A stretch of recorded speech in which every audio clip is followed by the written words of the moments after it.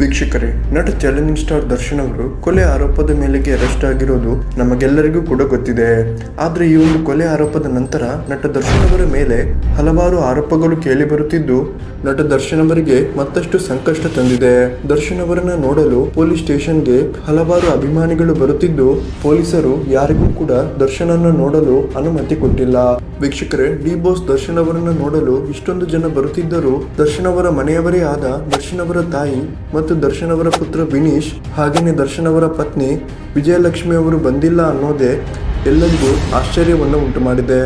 ವೀಕ್ಷಕರೇ, ನಟ ದರ್ಶನ್ ಅವರ ಮೇಲೆ ಕೊಲೆ ಆರೋಪದ ಬೆನ್ನಲ್ಲೇ ಈಗ 2019ರಲ್ಲಿ ನಡೆದಿದ್ದ ಡ್ರಗ್ಸ್ ಕೇಸ್ ಮತ್ತು ದರ್ಶನ್ ಅವರಿಗೂ ಲಿಂಕ್ ಇದೆಯಾ ಅನ್ನುವ ಅನುಮಾನ ಕೂಡ ಪೊಲೀಸರಿಗೆ ಮೂಡಿದೆ. ಹೌದು ವೀಕ್ಷಕರೇ, ನಟ ದರ್ಶನ್ಗೂ ಗಾಂಜಾ ಕೇಸ್ಗೂ ಏನಾದ್ರೂ ಲಿಂಕ್ ಇರ್ಬೋದು ಅನ್ನುವ ಆಂಗಲ್ ನಲ್ಲಿ ಕೂಡ ಪೊಲೀಸರು ತನಿಖೆಯನ್ನು ಕೂಡ ಮಾಡುತ್ತಿದ್ದು ದರ್ಶನ್ ರಕ್ತವನ್ನ ಪರಿಶೀಲನೆ ಮಾಡೋದಕ್ಕಾಗಿ ಬೆಂಗಳೂರಿನ ಲ್ಯಾಬ್ಗೆ ಕೂಡ ಕಳಿಸಲಾಗಿದೆ. ವೀಕ್ಷಕರೇ, ಯಾರೆಲ್ಲ ನಟ ದರ್ಶನ್ಗೆ ಶಿಕ್ಷೆ ಆಗಬೇಕು ಅಂತೀರಾ ಈ ವಿಡಿಯೋಗೊಂದು ಲೈಕ್ ಕೊಡಿ.